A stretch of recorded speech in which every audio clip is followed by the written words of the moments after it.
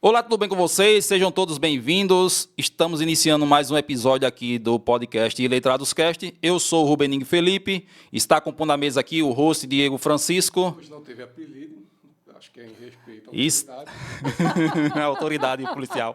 Ai, Deus do céu. Está conosco aqui a delegada Tereza Nogueira. Seja muito bem-vinda. Obrigado por ter aceito o nosso convite e ter vindo aqui conversar conosco. Muito obrigada. Eu que agradeço esse bate-papo tão bacana. Vim de longe para ficar aqui junto de vocês. Espero que todo mundo que está nos assistindo goste também, porque eu já estou gostando. Já gostei da ambientação, já gostei do clima de vocês e estamos juntos. Quem diria que seria tão fofa, né, gente? Tava com medo, viu? Tava com medo que eu chegasse aqui dando os tiros para cima, mas a gente já desconstruiu essa imagem.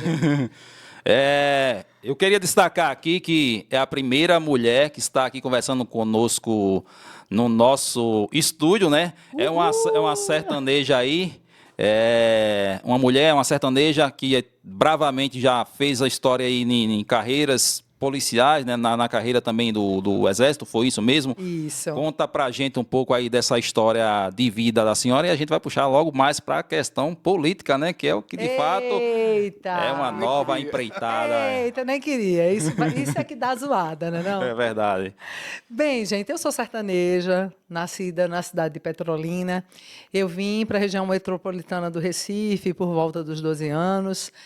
A gente viveu um episódio bem delicado na nossa família na época. Então, literalmente, a gente veio para cá com a mão na frente e outra atrás, eu, meus irmãos e minha mãe. Então, na região metropolitana do Recife, eu me tornei estudante de escola pública. Foi uma época muito desafiadora, muito vulnerável. A gente teve uma vida muito difícil. Com 14 anos, eu já estava trabalhando, já atravessava a cidade do Recife, pegava 2 ônibus para poder trabalhar. E aí, desde os 14, eu já comecei um pouquinho a ser arrimo de família. Terminei meus estudos em escola pública, me formei numa universidade como bolsista. Tenho muito orgulho da minha trajetória, né, de vida. Com 12 anos, logo que aconteceu esse episódio, eu já tinha decidido que queria trabalhar com violência. Eita lá. Que queria trabalhar. Com 12 anos, eu decidi que queria ser delegada de polícia. Eu dizia para todo mundo, eu quero estar na linha de frente, mas eu queria estar na primeira porta. Então, eu pensava assim, eu acho que eu gosto de fazer, eu gosto da ideia de fazer direito, né? Mas qual das profissões do direito?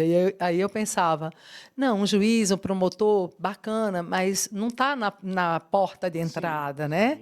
Quem está na porta de entrada da violência, sem dúvida, é a polícia. É para a polícia que a gente liga na hora do aperreio, na hora da violência. Seja você vulnerável ou não, do mais rico ao mais pobre, na hora da violência, na porta da polícia que a gente bate. E eu queria ter essa porta aberta para as pessoas que mais precisam. E aí terminei meus estudos como bolsista. 1 ano depois, eu fiz o concurso para a Polícia Civil de Pernambuco. Passei no concurso. Enquanto eu aguardava ser chamada, eu tinha passado também na prova de oficial temporário do Exército. Passei 3 anos no Exército. E aí foi muito bacana também esse meu percurso no Exército. O Exército reforçou em mim algumas coisas, algumas características que eu já tinha. Eu já tinha essa coisa do estudo, da disciplina, da missão, né? Eu já tinha essa coisa de ter uma missão na minha vida para desempenhar e me esforçar em torno dela. E foram 3 anos fantásticos, até que eu terminei todas as fases da Polícia Civil e a polícia me chamou.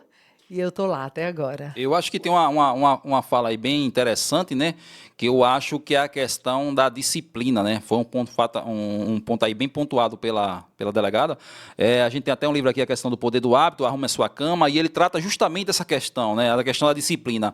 E eu acredito que muitas pessoas, às vezes, não conseguem, de fato, alcançar muitas coisas na vida, porque no meio do processo, eles abandonam a disciplina. E a disciplina, não é só aquele momento, é algo que ele é contínuo, né? Você vai fazendo. E eu acho interessante porque as pessoas que realmente eles conseguem se destacar, e a história da senhora, ela traz isso, Porque aí é a oportunidade para que você realmente sinta essa questão de estímulo, porque às vezes você pode pensar, eu vim de onde? E eu gosto de dizer muito isso, porque também a minha história, ela e a gente conta para as pessoas se sintam motivadas, né? Eu acho que isso é o que a gente consegue estimular nas pessoas. Era operador de porta, sabe o que é operador de porta? Não, o que é um operador de porta? Eu era cobrador de Kombi. Tá, gostei. Operador de porta. Muito bacana. É só um nomezinho aí fantástico. E aí a gente traz como essa história de vida, porque aí minha mãe era dona de casa, meu pai pedreiro, então a gente tinha uma situação bem difícil. E a gente também viu no estudo, porque a gente que não tem essas condições, a gente busca realmente se segurar no estudo, né? Não tem o que ir, né?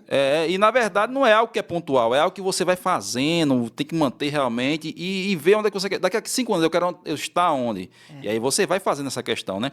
E eu achei interessante, porque lá naquele papel que a gente viu, diz, chama a delegada, né? E a gente chamou ela, e a gente... Chama a delegada, que a delegada tá chegando. Tu não botou fé que eu chegava, né? Mas cheguei, tô aqui. A gente acreditou realmente, de fato. Tanto é que a gente botou a localização lá, né? E ela botou o coraçãozinho roxo, não colocou de aí, realmente, aqui realmente confirmou que vai participar conosco aqui para contar essa questão, né? E aí, o que a gente... Deixa eu falar uma coisa que você disse que eu me lembrei. Minha mãe, ela dizia muito para mim, nessa época que a gente passou por muita dificuldade, fome mesmo, foi uma época muito difícil, minha mãe dizia assim para mim, filha, filho de pobre tem que estudar. Você tem que estudar. Eu ia para a escola pública, tinha tantos dias que não tinha aula, não tinha nada, eu voltava frustrada. Mãe, mas não teve aula. Eu ficava lá até o fim para ver se o último professor chegava, né? Para ficar meia hora. Mas não tinha. Não, mas você tem que estudar. Então, muitas vezes, quando não tinha aula, eu pegava, ia para a biblioteca. Era um colégio municipal. Eu ia para a biblioteca, aqueles livros velhos, mofados, amarelos. Né? E eu me lembro que tinha um livro de literatura gigante, assim, com poemas, com redação. E aí, quando não tinha nada que eu gostasse de fazer, eu pegava aquele livro e começava a fazer redação, começava a pesquisar literatura, responder questões de vestibular, porque eu ficava com isso na cabeça, né? Filho de pobre tem que estudar. Isso, e não era acessível esses recursos, né? A senhora corria atrás. Sim. Hoje tem internet, doutora. Pois é, não é? Toda aquela biblioteca hoje está na palma da nossa mão. O que tem de menina sem sair de casa, de 18 anos ainda, sem atravessar a rua. É verdade, isso é. E a doutora escolheu a área de violência da mulher contra a mulher. Isso. Foi acontecendo. A violência contra a mulher entrou de um jeito diferente na minha vida, né? Quando eu tomei posse no concurso de delegado, na verdade, para minha surpresa, eu fui jogada em paraquedas. Acho que o paraquedas estava meio furado. Caí na narcotráfico. Eita lá. Né? Acho que me viram. Suave. Que suave, não foi? Primeira delegacia, Departamento de Repressão ao Narcotráfico. Pressão, hein? Eu acho que também porque eu vinha do Exército, eu tinha curso de Caatinga, minha gente. Eu já tinha feito um monte de curso operacional. Já tinha as táticas todinhas, hein? Ave Maria. Boronil muito agradável. Eu era destaque em tiro na época do Exército. Então, minha gente, quando me jogaram na narcotráfico, eu disse, meu Deus do céu, o que eu estou fazendo aqui? Pauleira, trabalhar com narcotráfico é pauleira. Eu fiquei pouco tempo, felizmente, na narcotráfico, mas me esforcei muito, todas as missões para as quais eu fui encaminhada, fui cumprir da melhor maneira possível, mas eu sabia que aquilo não era quem eu era. Eu era um estranho, um estranho no ninho, mas assim, disciplinada, fazia o que tinha que ser feito, seguia as regras e me esforçava bastante. Mas eu não queria saber de violência contra a mulher naquela época. Eu entrei e disse, não, violência contra a mulher eu não queria. Eu acho que a coisa... Pois é, a violência doméstica como um todo, eu acho que me remontava a uma época da família, que era difícil. Então, toda vez que me davam as opções, eu escolhi uma outra opção. Terminei indo parar no departamento de homicídio, aí fui para a Força-Tarefa, outro negócio suave na nave, fui para a Força-Tarefa, para o DEA, na época, que era um núcleo que a gente tinha, que a gente tentava fazer as prisões em flagrantes logo depois do homicídio tentado ou consumado. Foi uma outra época de muita ralação, o departamento é pancada mesmo de trabalho, e eu ainda não é isso, não é isso.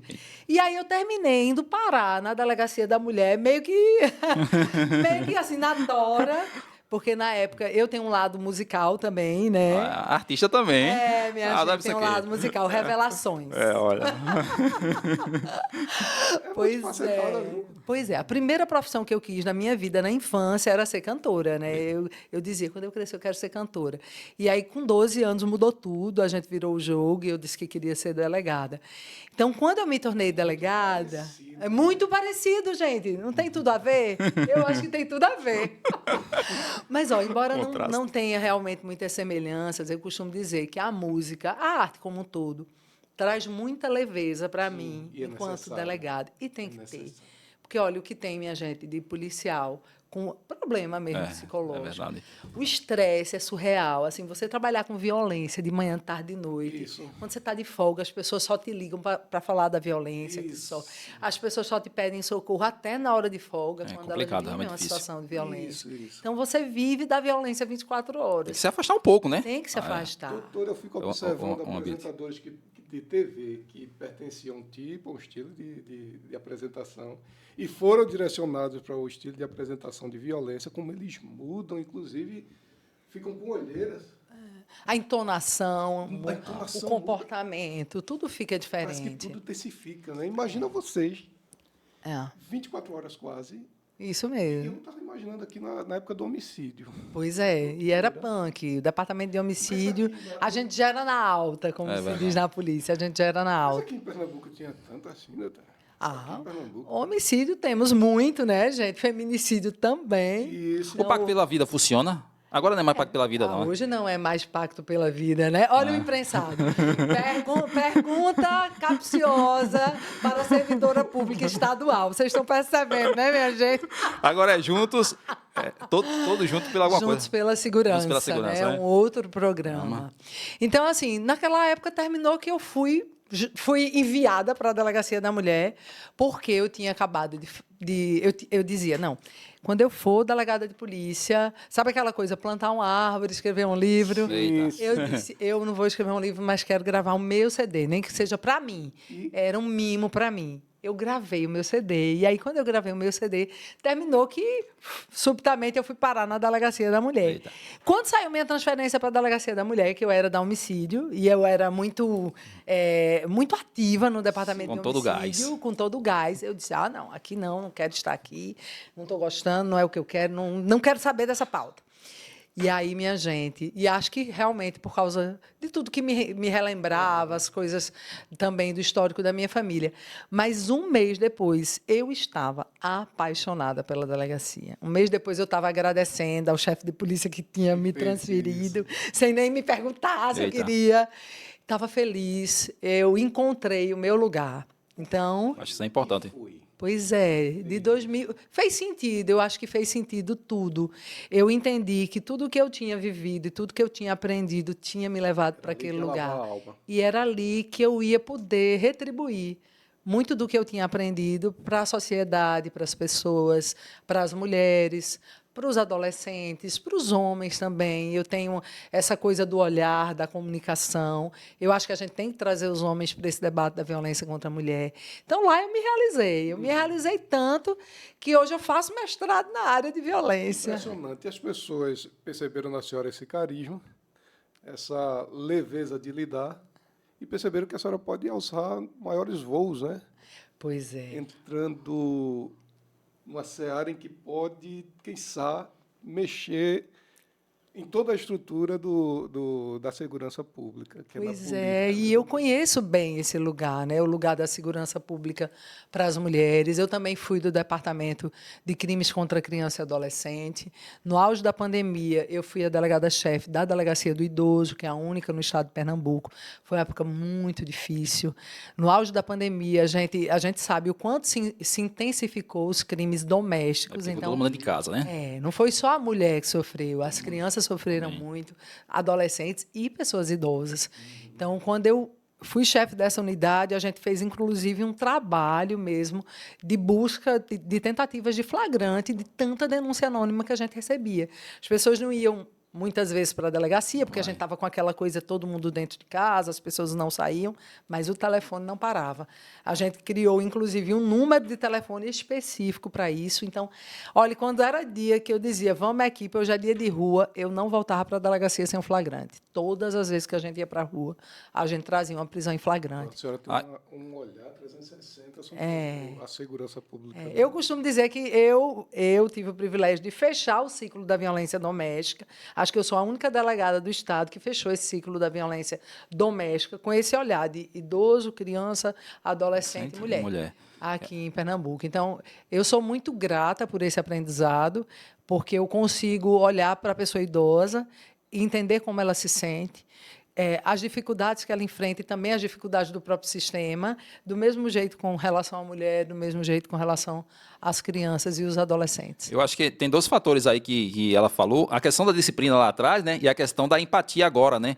Porque a questão da disciplina, dentro da questão da disciplina e do estudo também lá, remetendo, que às vezes acontece muito, às vezes os pais, por ter menos informação, dizem estudo para ser alguém. Mas, às vezes, o que falta é um direcionamento de fato, né? Porque aí, quando você pensa, vou querer ser delegada, no caso da senhora, automaticamente traçou aquele plano, buscou, alcançou, aí teve a experiência todinha de passar por vários segmentos dentro da Polícia Civil lá, ou seja, aprendeu bastante coisa, viu várias situações, já consegue enxergar do outro lado, tanto do lado realmente ser humano, quanto do lado profissional lá técnico, né? E aí você vai enxergando como policial as técnicas que aprende, aquela questão toda, e aí você vai vendo o mundo de outra forma, como é que você pode contribuir de fato, né? E aí chega uma pergunta, o que faz uma delegada querer ser política? Eita! Essa pergunta... o terreno, para me jogar no chão. Bem, gente, eu posso dizer a vocês que na verdade, eu já tinha recebido convite para entrar na política nas 3 eleições anteriores. E eu costumava dizer que política não era para mim. Engraçado. Meu marido, desde que a gente se conheceu em 2004... Ele gosta de política? Não, ele não. Mas ele dizia para mim, nega, ele me chama de nega, tu nasceu para política. Rapaz, tu leva muito jeito. Olha, volta e meia era esse mesmo discurso, volta e meia o mesmo discurso. Primeira vez que eu recebi convite, que foi agora no 2018, eu acho, 3, vamos fazer a conta aí, 3 eleições atrás, ele disse, eu sabia que um dia você ia, vai, aceita. Olha, ele me pentelhou. Incentivou. E eu disse, não quero, a política não é para mim. E por que eu digo que eu dizia isso, né? Eu acho que eu vivi ainda uma imaturidade política também, do preconceito, que eu acho que termina atingindo a maioria dos brasileiros. A gente ouve falar tanta coisa ruim, e na polícia a gente ouve falar muito mais. Das investigações, das pessoas que deviam estar presas não estão presas, quem foi solto, quem não foi solto, a investigação que não conseguiu prosperar. Tantas coisas dentro desse mundo policial e criminal que você começa a descrer da política. Então, eu estava... Um certo asco. Uma certa repugnância mesmo de eu não quero fazer parte disso, não quero me sujar com isso. E aí você precisa, muitas vezes, passar por algumas decepções, por algumas frustrações, para você desconstruir esse pensamento e começar a se enxergar como uma pessoa capaz de contribuir positivamente para essa mudança. Naquilo ali. Entendendo que você não vai resolver tudo. Não. O sistema não vai mudar todinho só porque a belezinha tá querendo entrar. Não, mas que você pode, com o seu exemplo, com a sua conduta, dar uma contribuição que pode estimular outros a entrar com o mesmo pensamento, outras mulheres a entrarem com o mesmo pensamento. E a gente ser uma minoria que vai ganhando corpo e que vai aumentando, e quem sabe um dia a gente não vai ser a maioria. A maioria das pessoas que querem realmente fazer do serviço público um serviço ao público. E não do serviço público um serviço privado, né? Para colocar dinheiro ali no meu bolso, para cuecas também. Para favorecer os meus, né? Para colocar a família toda, empregar a família e para praticar arbitrariedades, ilegalidades, imoralidades, né? Eu acho que a gente precisa esperançar. Então, acho que o que mudou foi principalmente o ano passado. No ano passado, eu chefiei a maior delegacia da mulher do Estado de Pernambuco. Tenho a honra de dizer, porque eu tenho um amor muito grande por essa delegacia. Mas eu enxergo ela hoje como uma verdadeira usina, né? Eu faço sempre esse comparativo. A violência contra a mulher, ela é tão gigantesca no estado todo, no Brasil todo. Mas assim, pensando em Pernambuco, no contexto do Nordeste, nós somos o estado com maior índice de feminicídio. E aí, você pensando no Nordeste, em Pernambuco, no recorte de Pernambuco, a cidade com maior percentual, com maior índice, naturalmente é a capital. Em Recife, a gente tem uma delegacia da mulher, e eu digo a vocês, sem medo e sem desejo de ferir ninguém, a gente não consegue dar conta. Hoje, uma unidade não comporta esse fervor da violência contra a mulher. A gente tem hoje... Quase todos os dias, mulheres são vítimas de feminicídio no nosso país.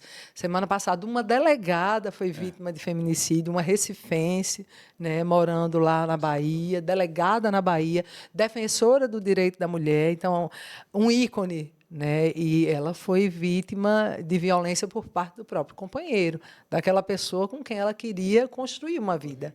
Né? Então, pensando nisso, eu posso dizer... O ano passado foi determinante para mim, porque eu me doei muito, inclusive esse mestrado que hoje eu faço na área de violência contra a mulher.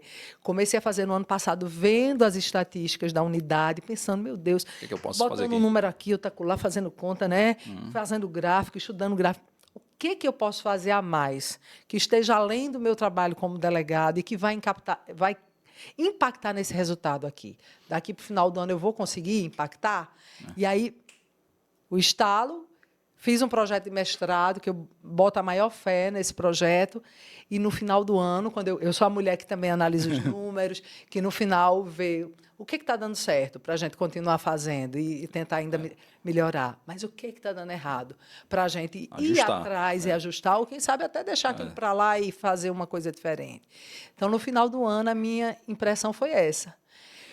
Quando eu olhei, eu disse, meu Deus, eu chego às 7, eu saio às 8, 8h30 da noite, eu levo trabalho para casa, eu trabalho sábado, domingo, no Dia dos Pais, final de semana do Dia dos Pais, eu nem fiquei com os meus filhos, todo mundo foi para o interior, curtiu os Dias dos Pais, e eu com um monte de prazo para cumprir, levei trabalho para minha casa. Eu disse, cadê aqui um impacto no resultado? Isso está impactando? Isso que eu estou doando fora do meu horário? Porque se tivesse, não é pelo dinheiro, não. Era pelo resultado, não tinha problema nenhum. Mas eu cheguei à conclusão de que meu impacto era muito pequeno. A violência é tão grande no nosso estado, tão grande na nossa cidade, que aquilo que eu estava fazendo impactava isso aqui. Então, eu disse, meu Deus, a minha sensação foi, eu estou enxugando gelo. Estou chovendo no molhado, não, o caminho não é esse. Não é com isso que eu estou fazendo que eu vou realmente trazer um resultado para essa unidade. E aí cheguei para a minha chefe e disse para ela, agradeci por tudo, e disse para ela que a minha cadeira estava à disposição, a minha chefia estava à disposição, mas que eu realmente precisava que aquele resultado trouxesse um impacto. Se não estava trazendo, que me colocasse numa unidade menor, onde esse horário que eu fico a mais, isso que eu fazia mais, ia impactar realmente. Buscar o resultado de fato. Buscar um resultado. E aí, no final do ano, em dezembro, eu entreguei a chefia da unidade, disse, não, vou ficar mais quieta, porque agora eu não vou ser mais a chefe, então, como adjunta, você realmente tem uma cobrança menor, a cobrança no chefe é sempre maior. E aí, quando chega em março, de novo, ligação para eu entrar para a política. Quando veio o convite, eu disse, não. Ou estou muito certa e o mundo todo está errado, ou as pessoas estão vendo em mim algo que eu não estou vendo. Eu mesmo aqui, doutora, preciso confessar, eu estou impressionado com a quantidade de pé no chão e autenticidade nas falas da senhora. Obrigada. Realmente estou impressionado. Muito obrigada. Porque o autêntico, ele não mostra só os louros, né? Tem que falar das dificuldades também, né? Claro. Realmente, de fato. Não, e eu não tenho preocupação nenhuma. Um amigo me disse, mas não use essa palavra, que você se frustrou. Mas a palavra é essa. Não tem problema nenhum, gente, porque, olha, se tem uma coisa que eu sei, é que esses momentos de dores, de dificuldades, vão levar você para um outro lugar. É verdade. Então, não tem problema nenhum você dizer que passou por um momento de dor, por um desafio, sabe? Por uma preocupação, que não conseguiu. Qual o problema de dizer que não conseguiu? Né? existe um problema se você disser que não conseguiu e se afundar na dor. Pois é, né? eu acredito que as pessoas enxergam. É porque geralmente o problema é esse, porque geralmente quando você está passando por um problema, as pessoas se fecham, né, de fato ali. E quando você consegue se superar, é porque a história disso aqui também tem um pouco disso, de um momento de sofrimento, e aí a gente tentou capitalizar essa questão para poder trazer pessoas que possam contribuir com as suas experiências, com a sua história de vida, com aquilo que pode contribuir para a sociedade, porque é justamente isso, no momento de dor, a gente tirar algo que realmente potencializa aquilo ali para o bem, para que possa contribuir para outras pessoas, que a pessoa possa sentir inspiração, ou seja, entender que aquilo ali é só um momento, é transitório de fato, né? Ou seja, aquilo ali não é direto, é algo passageiro.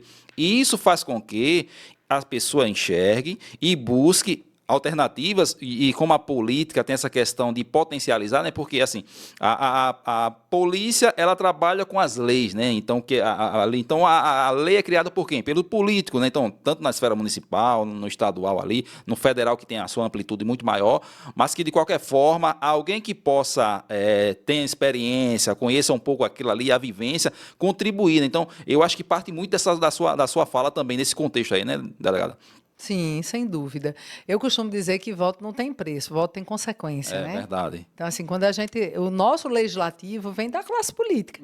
E é o nosso legislativo que faz as nossas leis, que vão reger a vida das pessoas em todos os níveis. No direito civil, no direito penal. São as nossas leis que vão repercutir direito tributário, direito previdenciário, direito de família, tudo. São os nossos políticos que compõem o nosso poder legislativo. Então, se você escolhe mal um político, é aquele político ruim que vai gerar o quê? Ele vai gerar leis boas? Não. Como um político ruim vai produzir boas leis. Leis que realmente entendam da gente. Porque, assim, precisa também ter lugar de fala, precisa conhecer. É verdade. Eu não posso inovar sobre vamos agora falar sobre porte de arma sem entender nada disso. Né? Eu não posso falar de direito ambiental sabendo nada de direito ambiental. Eu não posso legislar sobre direito penal. Vamos instituir a pena de morte. Minha gente, é inconstitucional. A pessoa nem sabe que é inconstitucional.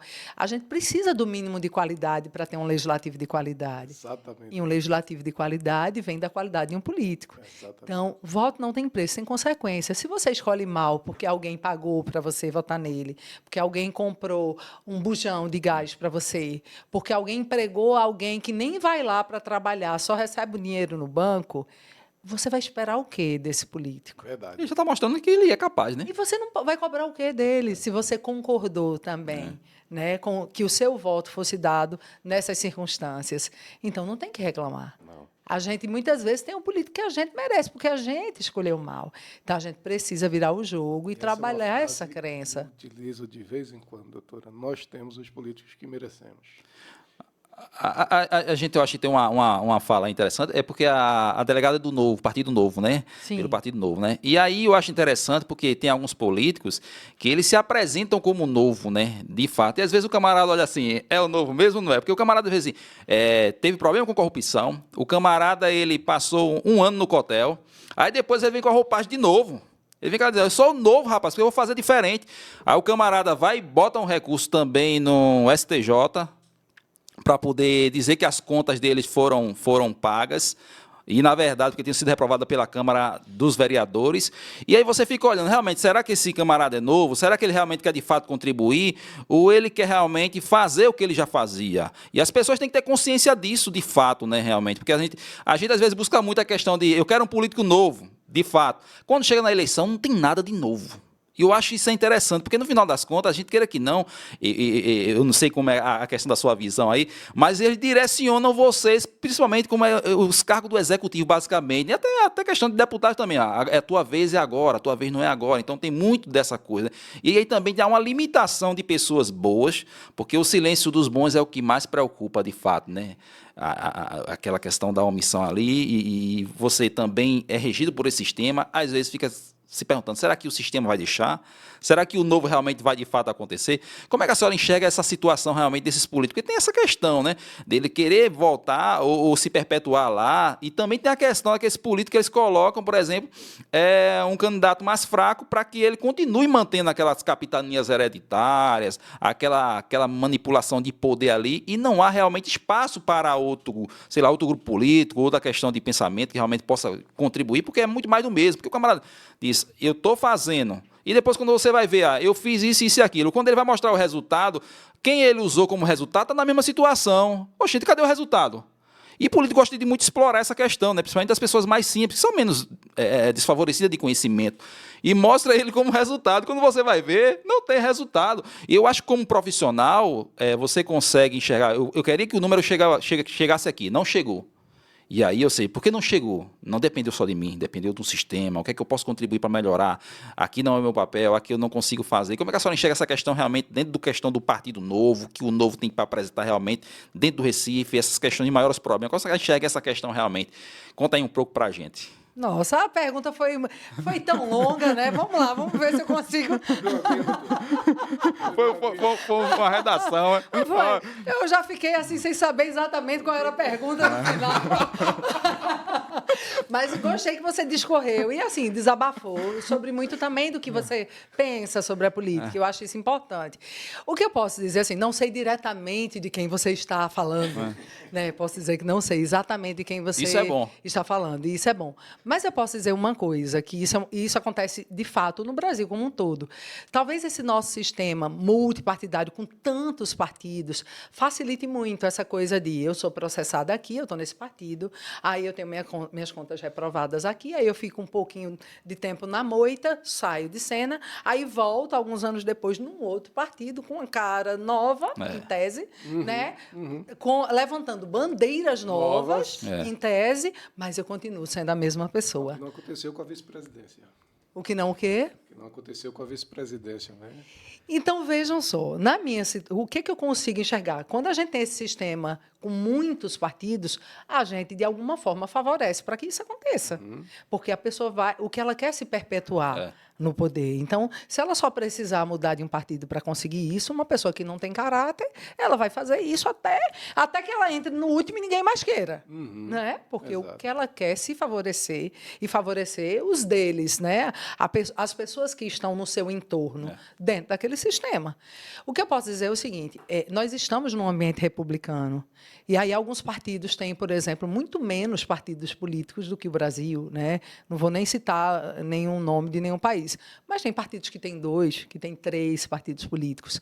O que eu acho importante é que no ambiente republicano a gente tem que ter oposição. É verdade. Independente do nome desse partido, se ele é de direita ou de esquerda, a gente tem que ter oposição. A gente tem 2 mãos, né? Direita e esquerda. Tem que ter oposição. Não importa se é o Partido Novo, o Partido Velho, os da esquerda, do extremo, da extrema-direita, não importa o nome dos partidos.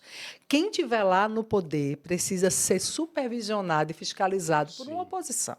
Se a gente não tiver oposição, a gente vai ter um império. É verdade. As ideias têm que ser múltiplas mesmo. Não tem que ser múltiplas. Claro, porque, gente, nós somos múltiplos. Para começar, nós somos filhos de um homem e de uma mulher. São formatos completamente diferentes. E a gente precisa ter esses 2 olhares, enquanto homens e enquanto mulheres. Então, da mesma forma, num partido político. Eu costumo dizer, antes de tudo, quem vai fazer a sua gestão é a pessoa. Então, independente do partido onde eu esteja, eu não abro mão de fazer a minha gestão. A gestão daquilo que eu acredito. Seguir seus princípios. Isso foi uma coisa que eu sentei com o partido para conversar e disse para o partido, olha, eu tenho uma pegada muito do social. E aí, o partido tem alinhamento com os meus objetivos, porque sou eu que vou fazer o meu trabalho, sou eu que vou fazer a minha gestão, e eu não vou abrir mão disso.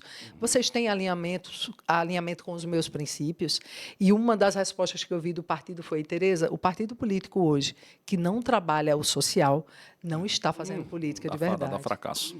Mas, no Brasil, a gente terminou adotando a crença de que quem trabalha o social são os partidos de determinado lado, né? E quem trabalha, por exemplo, o comércio, quem trabalha o liberalismo, são só os partidos do outro lado. Então, excelente esclarecimento. Gente, é impossível. Quem tiver do lado direito ou do lado esquerdo tem que trabalhar o social. Quem tiver do lado direito ou do lado esquerdo vai ter que trabalhar, seja o comércio livre ou não, vai ter que trabalhar o mercado, vai ter que trabalhar a previdência, vai ter que trabalhar o direito como um todo, vai ter que regular a vida das pessoas. Então, não dá para fazer isso fora do social. Então, eu gostei muito dessa resposta e adoto essa resposta para mim. O partido que hoje não trabalha o social não está fazendo política de verdade. Então, a gente precisa parar de transformar as pautas em bandeiras partidárias. Eu, por exemplo, tenho um perfil muito do social e ainda não encontrei nenhuma dificuldade de trabalhar minhas pautas sociais no partido que eu estou. Excelente. A grande preocupação que eu verifico, doutora, é a seguinte: a pauta social é utilizada muito como politicagem, né, como moeda de troca. De troca. E aí o que acontece muito é rombo orçamentário para que se mantenha essa moeda de troca. E o esforço para se recolher mais, para poder manter essa estrutura social. E se inventa-se mais programas sociais. Isso aumenta as despesas. O recolhimento se mantém o mesmo. Outros setores são prejudicados. Então, se fixa essa politicagem. A senhora acha que é assim? Olha, a gente tem tanto ainda para mudar nesse país, gente. Olha, tantas questões polêmicas. Por exemplo, quando você trabalha na área de assistência social, a gente, sem dúvida, precisa de um outro olhar.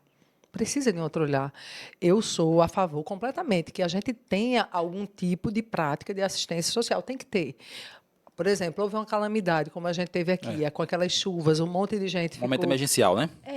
Um monte de gente ficou sem ter onde morar, um monte de gente ficou desempregado, um monte de gente perdeu seus entes queridos. Então, eu sou partidária que a gente precisa, naquele momento, literalmente, um momento de emergência, a gente conseguir atender essas pessoas, dando a elas um lugar para morar, dando a elas comida, dando a elas uma oportunidade de recomeçar. Mas o que eu acho muito importante é que a gente construa uma estratégia para essa pessoa voltar também a ter liberdade, para sair de um regime que nos escraviza. A partir do momento que eu dependo o resto da minha vida de um determinado valor, seja o nome que ele tiver, eu perco, muitas vezes, minha aptidão para mudar minha vida. Eu perco minha vontade de sonhar. Eu perco o ânimo para trabalhar. Eu perco o ânimo para ousar fazer algo diferente. E vou me conformando numa realidade que, às vezes, é de muita pobreza. É verdade. E eu vou vivendo uma vida de conformismo e ensino meus filhos a agirem da mesma forma. Então, eles são podados no direito de sonhar. Então, a assistência social tem que ter, óbvio que tem que ter, porque necessidade humana todos nós temos. Fome, falta de moradia, falta de saúde básica, educação básica. O que eu acho que a gente deveria refletir enquanto sociedade, e aí essa reflexão precisa vir também da classe política, mas precisa passar para o povo. O povo tem que refletir sobre isso. É o quanto essa assistência está escravizando o nosso povo e nos mutilando e nos impedindo de sonhar, de mudar de vida, de ousar ter uma vida diferente e muito melhor. Eu acho que isso tem que ser um processo de transição, né? Na verdade, não é um processo... Eu achei interessante que ela falou a questão de escravidão, né? Porque, na verdade, ele escraviza.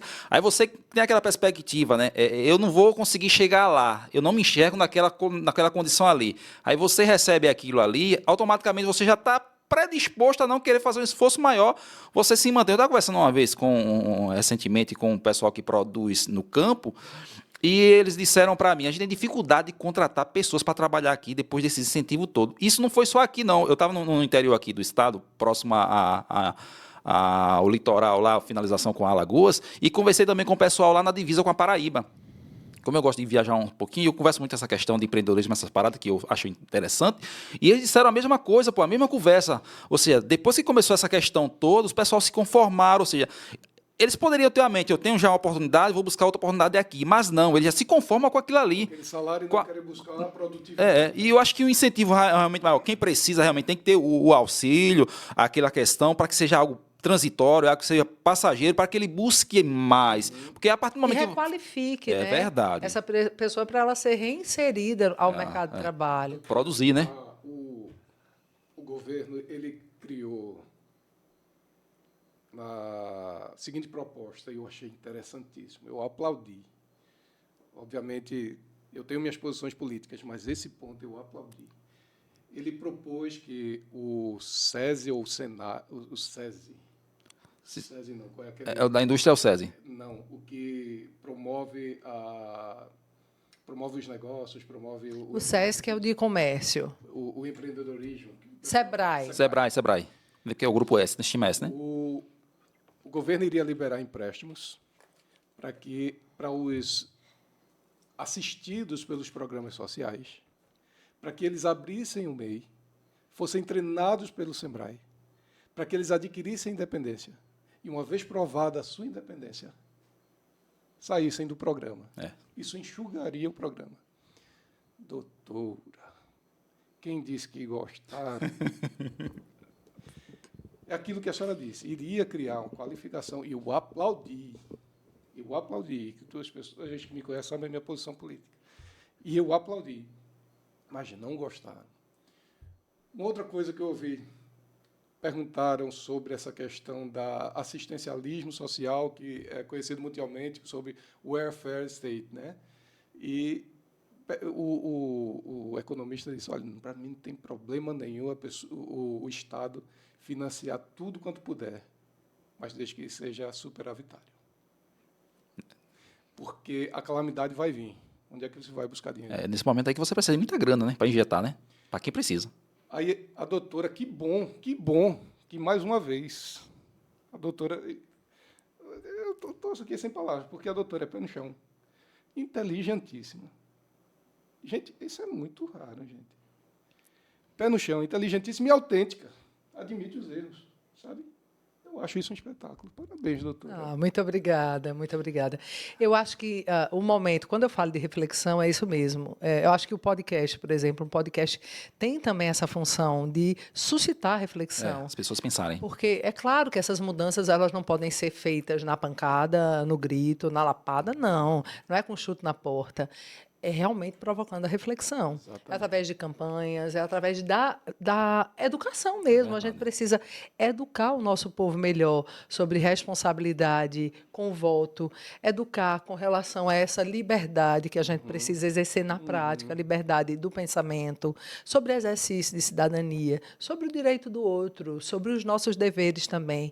E falta isso na educação básica. E eu falo de educação básica porque, por exemplo, quando a gente pensa em direito da mulher.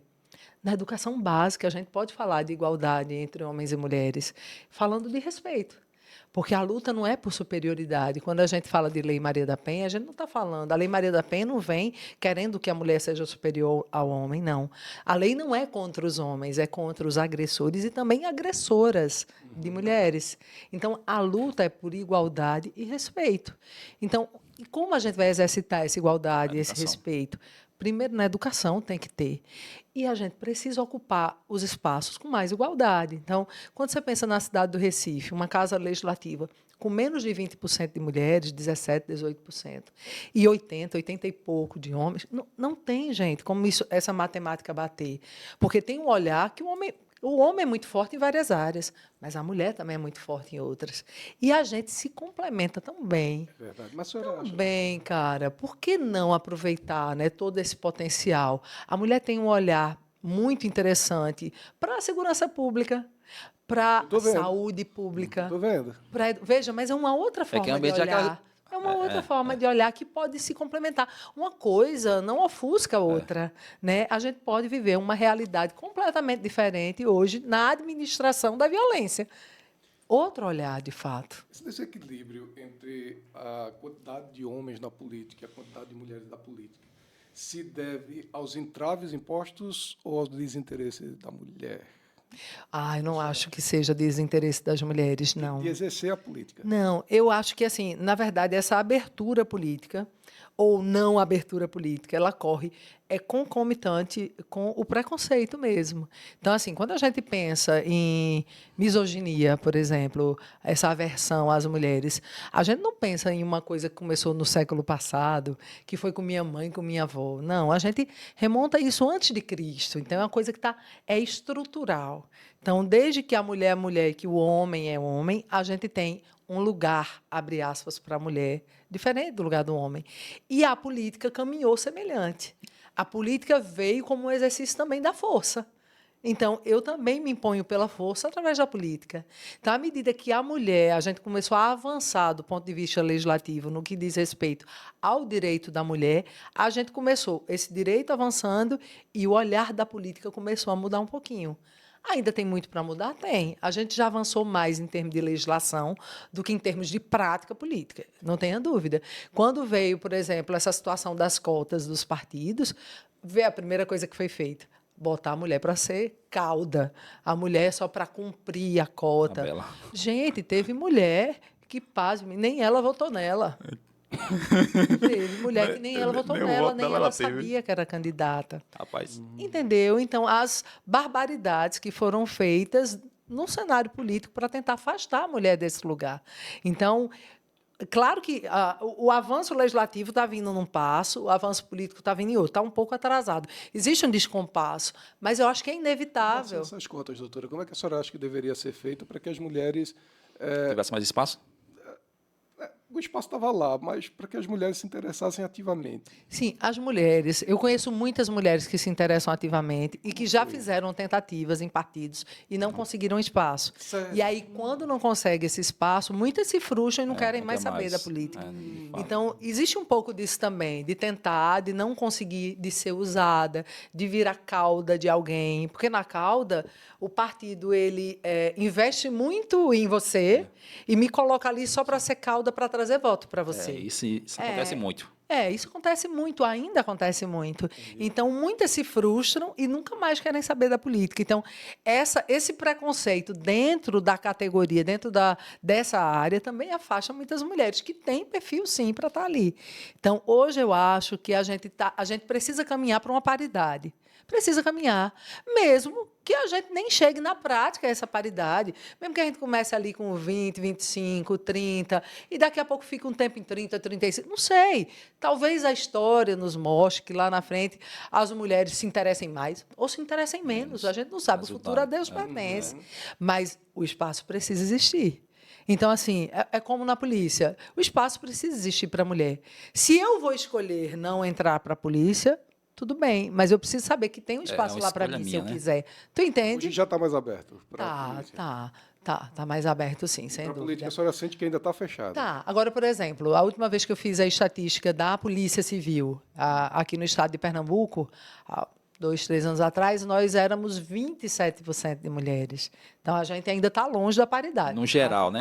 Agentes, na Polícia Civil, agentes, escrivães. Aliás, me desculpe, esse levantamento que eu fiz foi entre as delegadas. A gente era 27% de delegadas.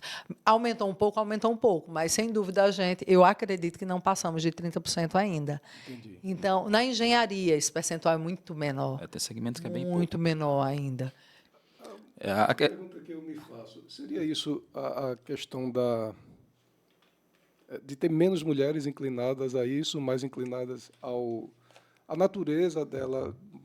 Por exemplo, tem muito mais mulheres na área de exatas. Na área de educação, a gente teve muito mais mulheres. Na área de saúde, hein? Saúde é quem domina, são as mulheres, realmente, de fato. Gente, agora vocês já pararam para observar. Você trouxe um tema bem interessante. Na educação, nós temos muitas mulheres na educação e muitas mulheres na saúde. Mas comece a observar quem são os gestores das universidades, quem são os gestores dos hospitais. A maioria são homens. Nós tivemos, na Universidade Federal Rural de Pernambuco, a primeira mulher, um dia desse, eu a conheci. Ela esteve na delegacia, eu tive a oportunidade, ela foi a primeira mulher reitora da história da Universidade Rural de Pernambuco. Tu entende? Então, assim, às vezes tem até muito mais aptidão, mas na hora de colocar num cargo de gestão, não coloca a mulher. Mesmo que ela seja... Gente, a gente tem universidades que a mulher é 85% do efetivo. E na hora de colocar o reitor, não coloca uma mulher. 85% das professoras mulheres, e na hora de colocar no cargo de poder, no cargo de gestão, coloca alguém que está ali na categoria dos 15% dos homens. Mas o inverso não acontece. Quando a gente tem a maioria dos homens, como, por exemplo, nas casas legislativas, quando a gente tem a maioria dos homens e uma minoria da mulher, normalmente são os homens que vão para a função de poder. Tu entende? Isso faz parte mesmo. Isso é estrutural, é muito cultural ainda. Então, isso é um processo de desconstrução que vai levar muito tempo. Então, a gente precisa refletir? Precisa, para a gente começar a fazer diferente. Mas não vai ser na lapada que a gente vai fazer uma mudança acontecer. É na reflexão. Eu acredito mesmo que a gente precisa fazer campanha, a gente precisa refletir. O podcast tem uma função importante nisso. Nossas falas, enquanto homens e mulheres, eu sempre defendo, a gente tem que trazer os homens para esse debate. Gente, eu conheço homens incríveis.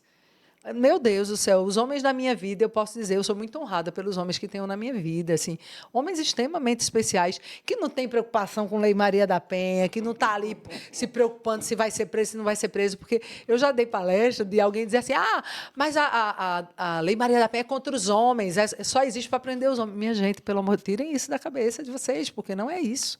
Tanto que a lei prevê a possibilidade de uma mulher também ser tipificada.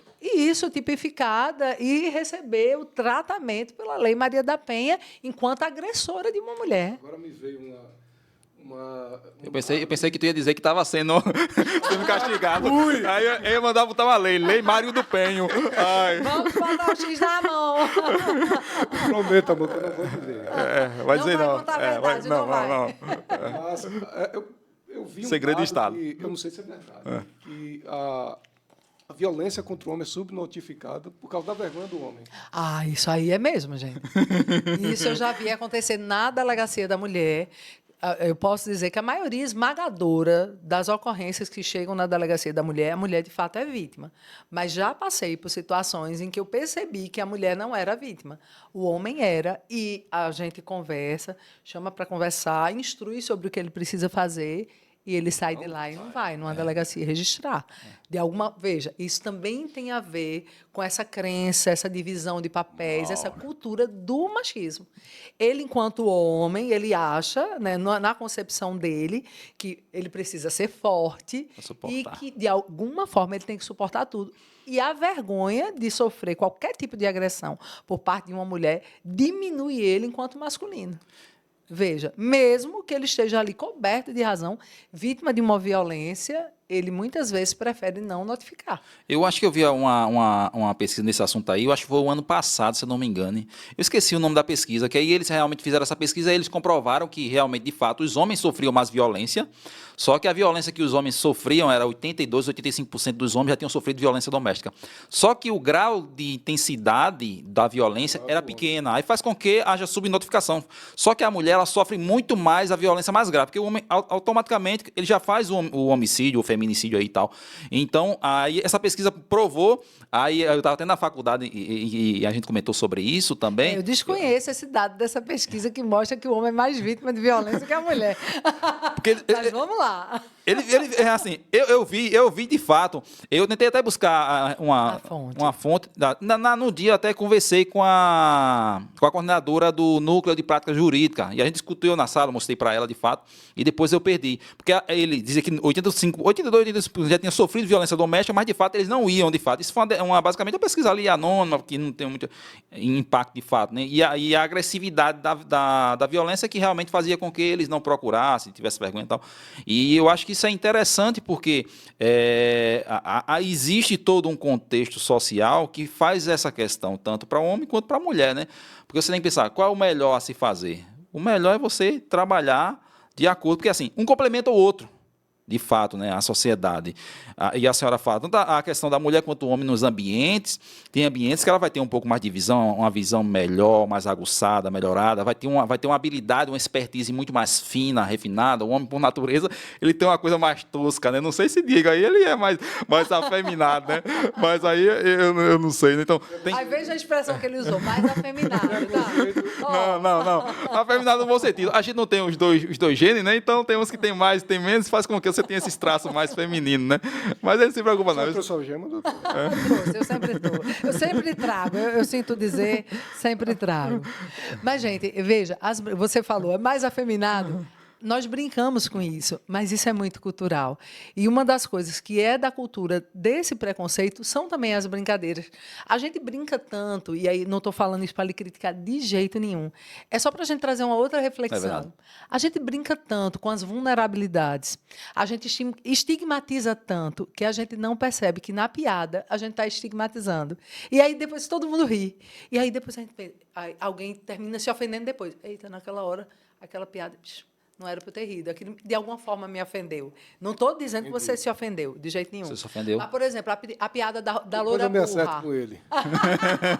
Por exemplo, a piada da loura burra. Toda loura é burra. No trânsito, tem uma barbeirastinha que ser mulher por derradeiro é mulher por derradeiro.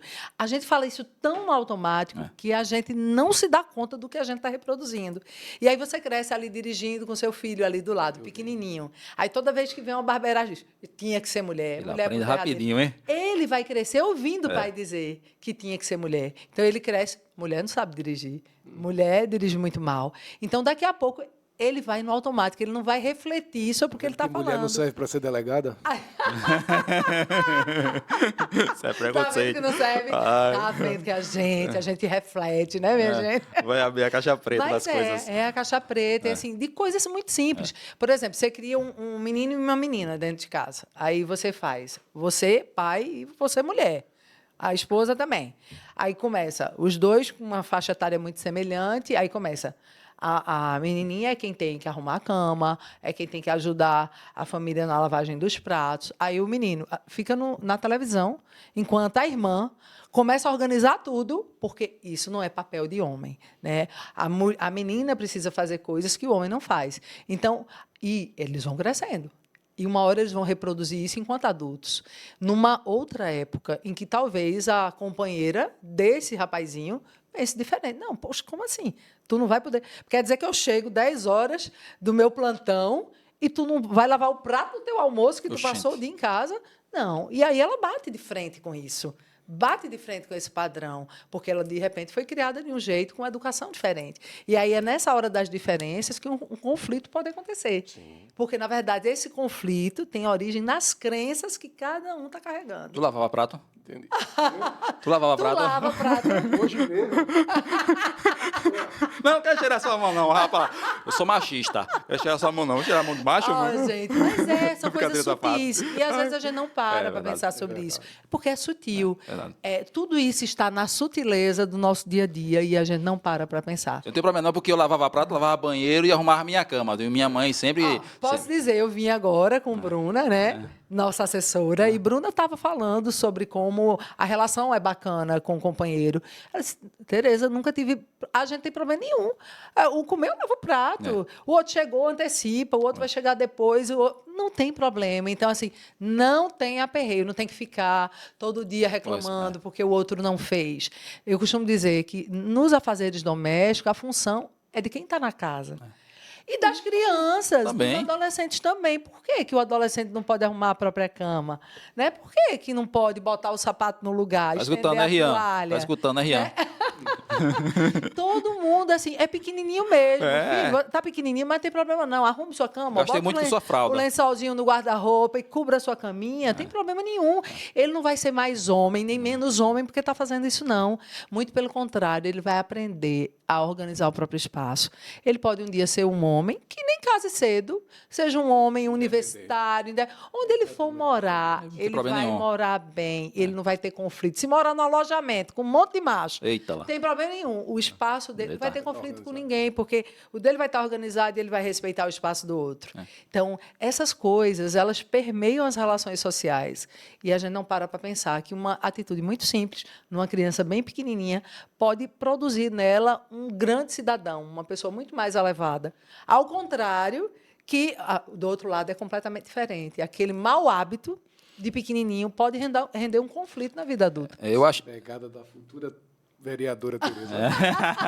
Chama a delegada. Chama a delegada. Chama a delegada. Que ela vem, é isso mesmo. Eu acho interessante que assim você vai desenvolvendo a criança pequena e despertou para mim, eu comprei esse livro Arrume a Sua Cama, que aí é do militar dos Estados Unidos, e ele fala muito dessa questão, né? E ele diz que dobrava realmente sem fugir nenhum milímetro ali. Porque então, o exército é assim, não fica nem vindo. Aí, ou seja, bem interessante. E eu disse, eu tenho que passar isso para o meu filho, realmente, de fato, acordou, pegue o seu lençol, dobre, porque é seu espaço, você é responsável por ele. Eu já gastei muito comprando suas fraldas e pagando seu leite. Trabalho, de pequeno. Gente, no Japão, por exemplo, né? Nem se discute isso. Os espaços no Japão não tem esse negócio de que a rotina doméstica é da mulher. Todo mundo no Japão, todo mundo colabora. É porque eles entendem que a organização do seu espaço tem a ver com a organização da sua mente. Se eu organizo o meu espaço reflete a minha mente. Vê como é bacana. Homens e mulheres, é uma outra cultura. Então, você organiza o seu espaço, porque organizando o seu espaço, você bota a sua mente em ordem. A arte de fazer acontecer. Esse é a parada dessa aí, entendeu? Veja, mas veja se não faz sentido. Vocês totalmente. devem ter algum amigo muito bagunceiro ou amiga muito bagunceira. E aí você vê que não é só o espaço dela que está de cabeça para baixo ou dele. Todo mundo. Ele também, ou ela, é uma pessoa... Ela nos acusou de bagunceiro. Não, se você se sentir... Vocês não. Aqui eu posso tirar a dúvida. É bagunceiro? Demorou. Eu senti que ela começou assim, terminou assim. É tolerável.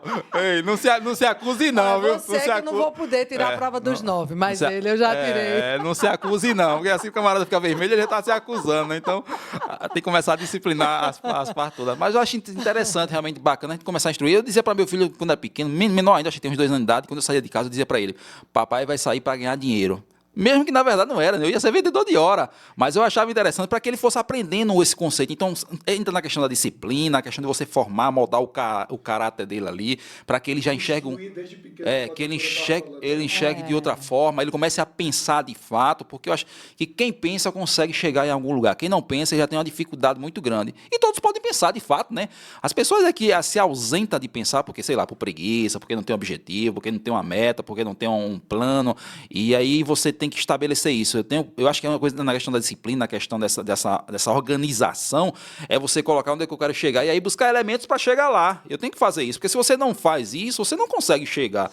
E isso entra muito na disciplina doméstica, do ambiente, que aí organiza a mente, organiza a vida, organiza as coisas, e eu acho isso muito bacana, né? E se a gente perguntasse para a delegada, quais os maiores problemas de Recife, já que a delegada quer realmente, de fato, pegar essa cadeira aí, eu quero ocupar, hein?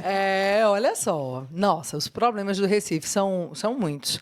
Mas eu posso Quais os maiores aí que a senhora percebe? Eu vou destacar o que a gente já viu fontes de pesquisa que mostra que hoje o recifense, o que ele primeiro aponta a causa número 1 das queixas hoje do recifense, sem dúvida, é segurança pública. Segurança. Está no top 1. De fato. Recife, depois da pandemia, perdeu muitos habitantes, né? A gente sabe que a gente teve uma redução da densidade demográfica. Muita gente saiu do Recife também por questões relativas à segurança. Então, poxa, você pensar num contexto de pandemia e ainda ter que ficar se preocupando com a segurança pública, você já com tantos problemas para essa relação social na rua e ainda ter que me preocupar o pouco que eu posso sair em ser assaltado, em ser mutilado, a mulher em ser estuprada. Então, quem tinha uma condição financeira melhor que podia estar fora daqui, muita gente saiu. A gente teve uma evasão grande, né? Muita gente foi morar em Portugal, por exemplo, muita gente que já estava ali se aposentando, gente já estava estabilizada, saiu da nossa cidade. Então, eu acho que o ponto... Segurança pública é uma temática que toca a todos. A senhora entende o assunto? Eu ia perguntar a ela... Talvez. Eu ia perguntar a ela com todas as venhas se ela estava querendo ser tendenciosa, né? Já que é a área dela, né? Entendeu? Vou puxar aqui para a minha área, porque realmente, de fato, fica mais fácil de... E ligar a TV. É o tema de todas as telejornais. Realmente é complicado, né? Você liga a televisão qualquer dia, qualquer hora, triste. você só falta, né, espremer ali e sair sangue. o sangue jorra das TVs, né? Então, as matérias, os noticiários, eles giram basicamente em torno da violência. E a gente sabe que existe também a questão da mensagem subliminar. Quanto mais a gente fala sobre violência, mais ela também prolifera e reproduz. Então, é uma via, você fica sem... E aí, vamos divulgar, não vamos divulgar? Nossa. Então, as campanhas de prevenção precisam acontecer numa contramão disso. E a gente não tem isso. Eu sinto muito. Eu sinto muito isso. É como cigarro, né? Um estímulo. Como é que aquela doença que você tem na cabeça que repercute no corpo? Parkinson, não. Eu não sei não, que eu não sou médico, não. Aí eu vou chutar aqui, viu? Não fique esperando que eu vou acertar, não, que eu não sou médico. É psicossomático. Esse vai repercutindo na sociedade, né, doutora? Vai pensando, falando disso. O cigarro, por exemplo, né? A gente precisou, em algum momento, parar com as propagandas na televisão, que antes tinha propaganda de televisão sobre cigarro, mas falava-se do cigarro e se incentivava o consumo. Então, precisou de uma campanha dura para aquilo ali ser proibido, porque era uma forma de incentivar o consumo, né, do cigarro. Um reforço positivo. E aí, por exemplo, com relação ao suicídio, existe uma vedação para a gente fazer publicidade de suicídio, porque é comprovado cientificamente que quanto mais a gente publiciza, mais ele acontece. Incentiva. Entendeu? Então, é uma coisa para a gente refletir. E eu acho isso interessante, porque assim, faz muito tempo, acho que faz mais de 6 anos que eu não assisto TV. Acho que foi nessa faixa aí. Então, acho interessante. E quando eu paro, às vezes, para escutar, por exemplo, um blog aqui, Folha de Pontezinha, alguma coisa tipo, quando você vê, eu digo, essa violência todinha está perto de mim. Essa violência todinha. Mas, assim, você se sente blindado pelo fato do ambiente que você sempre tá vivendo, você está ausente de receber essas informações. Mas quando eu paro ali a questão meio de uma hora, poucos minutos ali, que o Instagram tem essa probabilidade toda, né? Você vê realmente... Aí você começa a ver tantos casos que aconteceram em pouco espaço de tempo, perto da sua localidade, na sua cidade, e você fica triste, realmente aborrecido. E essas pessoas estão envolvidas naquele sistema. Então, acho que é algo interessante. Ambiente, que eu acho que é umas falas que a gente sempre tem aqui, ou seja, quer melhorar de vida? Muda o ambiente, meu filho, porque você vai ser contaminado. Então, primeiro ponto, quer melhorar a sua vida, melhorar o melhor para a sua família, busque ambientes que possam proporcionar uma melhora para você. Onde é que você quer chegar? Você quer ser mais um daquele circuito, daquele sistema? E eu acho que isso é interessante, porque aí o problema da violência, ele remete isso, e aí o profissional, ele conseguindo enxergar, ele consegue dar uma diretriz melhor ali para o povo, né, escutando o povo, que aí é o papel do vereador, né? Se quer melhorar, além de mudar do ambiente, vote em políticos que entendam do assunto. Vote em pessoas que realmente conhecem um pouco ali. E aí o sistema todo, ele é de vários segmentos, então tem pessoas de vários segmentos também, né, para poder colaborar, para poder contribuir realmente, de fato. Eu acho que isso é interessante. E aí o político, ele tem que estar atento a essa questão para favorecer a questão da cidade. Porque você olha, você anda, você vê aquelas pessoas na rua, Recife tem muito disso, né? Às vezes aparece a propaganda, Recife está a mil maravilhas. Quando você vai ver, as pessoas estão morando na rua, então aquilo ali já pode gerar uma violência, pequenos furtos para outros tipos de qualificações aí, né? Então, essa forma que a delegada enxerga que a cidade precisa, através de pesquisa, é muito interessante para os eleitores, né? Os eleitores aí enxergarem e conheçam um pouco da delegada Tereza Nogueira, realmente do que ela tem proposto para a sua cidade. A Recife precisa melhorar, realmente, de fato. Eu acho que isso tudo é interessante, né? Para que as pessoas tenham realmente representantes, né, que pensem com o povo, né? Que às vezes falar é fácil, mas realmente colocar aquilo como proposta, realmente, de fato. Vai ser colocado tudo, delegada? Vamos sim. Agora, claro, gente, aos poucos, né? Porque a gente quer trazer essas ideias, esses projetos, mas a gente também quer discutir com as pessoas. Então, a gente não adianta você vir com enxurrada de coisas superficiais. Eu falo muito para a equipe. Eu gosto de trabalhar na profundidade, então é melhor menos. Muitas vezes o menos é mais. Você trabalha menos, mas você trabalha na profundidade. Para a gente trabalhar na superfície, a gente já tem muito trabalho acontecendo na superfície. E aí você não vai na inteireza, você não vai na causa, não tem como atingir a causa se você está só no debate da superfície. E trabalhar com profundidade também é caro. Então, quando a gente pensa, por exemplo, em infraestrutura, infraestrutura é caro. É verdade. É caro, incomoda a população, fecha a rua, bota aquele monte de máquina, todo mundo fica pé da vida na hora do engarrafamento para pegar a menina, deixar a menina ir para o trabalho, e fica aquela máquina. Mas isso resolve problemas a longo prazo. Então, muitas vezes, a gente fica só na maquiagem, né? Só na maquiagem. E agora, no inverno, estoura, aí bota a maquiagem. Aí, no outro inverno, estoura 2 vezes. Vamos botar 2 maquiagens, né? Aí, no terceiro inverno, estoura 3 vezes. Chega uma hora, ninguém passa naquela avenida o inverno quase que todo. Então, por quê? Porque a gente se acostumou a trabalhar na maquiagem, que é a superfície, né? Que esconde aí as ruguinhas, né? Que esconde as manchinhas. É isso. Então, eu não tenho dificuldade de trabalhar com a profundidade. Profundidade precisa estudar os casos, lidar com os dados. Lidar com os dados. Com a realidade. E trabalhar com a franqueza com a população. Porque, assim, eu acho que as pessoas também já estão muito chateadas de serem enganadas. E existe forma de você explicar qualquer coisa, do mais técnico ao menos técnico, para que as pessoas compreendam o quanto aquilo ali é importante para resolver um problema a longo prazo. Mas é um desafio e nem todo mundo está disposto a trabalhar dessa maneira, né? Com essa franqueza e com esse olho no olho. Mas o problema de Recife é porque Recife ele é mole. Aí, se botar o asfalto não consegue realmente ser duro, porque isso é falas de um personagem importante lá de Recife. Mas aí... Peraí. Recife é mole? Recife é mole. Por causa do mangue, a estrutura de mangue. Rapaz, isso foi uma fala de um político. Ele disse que o problema de Recife é que Recife alagava e o asfalto quebrava muito porque Recife era mole, entendeu? Foi uma piada, viu, gente? Não é piada, não. Isso é uma fala verdadeira. Eu tô replicando na fala do indivíduo, rapaz, entendeu? Ou seja... Vamos fazer o quê? Vamos continuar remediando aí, porque tem uma empresa para fazer esse remédio aí. Quem sabe, né? O que é mais importante para um político de que todo político tem medo? Eita, eu acho que todo político tem medo de que a população Descubra. conheça seu poder. Eita. Quando a população desperta para o seu poder e entende a função social que ela tem e o quanto ela pode cobrar de um político, isso é aterrorizante.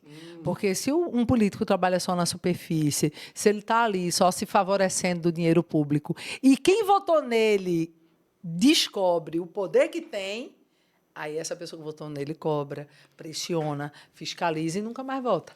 Então, eu acho que o político, o mau político, tem medo do despertar da consciência da população. Olha, eu acho que eu vou finalizar. Tem alguma pergunta aí? Eu acho interessante, né? Tem uma palavra muito boa. Eu ia perguntar, no Recife também de político que ganha só com a cara, não? Gente, eu confesso que eu nem sei direito o que significa. Eu estou trabalhando tanto que eu nem sei o que significa ganhar só com a cara. É só tirar foto, é isso? Por aí. Significa. É por aí, por aí. Eu digo a você, para ganhar só com a cara, eu não acredito que a população de Recife vai votar numa pessoa, vai escolher como representante uma pessoa que está ali só para botar a cara numa foto, minha gente. Eu acredito, sim, que a gente tem uma camada da população que está cansada, uma camada da população que muitas vezes até se omitiu de votar, que muitas vezes disse, não quero confusão, deixa, vota em qualquer um, mas que hoje já entendeu que não dá mais para votar em qualquer um, que está cansado de promessas falsas, está cansado de mentiras. Eu acredito que essa camada da população que se cansou não vai votar numa pessoa que só tira foto, né, minha gente? Isso. Eu acho que vai votar em alguém Pessoas que mostra trabalho. Trabalham, são autênticas, pés no chão, corajosas. Bota o pé na comunidade, fala com as pessoas, não tem medo do olho no olho. Isso. Porque, olha, se tem uma coisa que é muito desafiadora, é o olho no olho. Eu costumo dizer que você pode até enganar as pessoas por um tempo. Qualquer um pode enganar alguém por um tempo. Porque, às vezes, a pessoa também se deixa enganar por vários outros motivos. E porque, muitas vezes, a gente não quer enxergar a verdade no outro. Mas ninguém engana ninguém a vida inteira. Então, em algum momento, essa máscara cai. A mentira cai. E o olho no olho é muito forte. Você olhar no olho de uma pessoa, de alguma forma você enxerga a verdade. Às vezes você não quer enxergar a verdade e se deixa enganar. Mas dá para enxergar a verdade com um bom olho no olho. Eu vou finalizar aqui. Eu acho que a gente teve uma fala muito boa, né? De novo. Eu quero agradecer também pela sua presença aqui. E um recado. Qual é melhor? Eu tenho 2 lados. Vote em um ou eu não voto em ninguém. E aí finalizo da primeira forma que a senhora achar aí. Só tem dois lados. Porque no final das contas, você tem dois lados. Aí tem muita gente que ele se esquiva, né? Ele não quer votar. Qual é melhor? Não votar ou votar, escolher um lado e votar?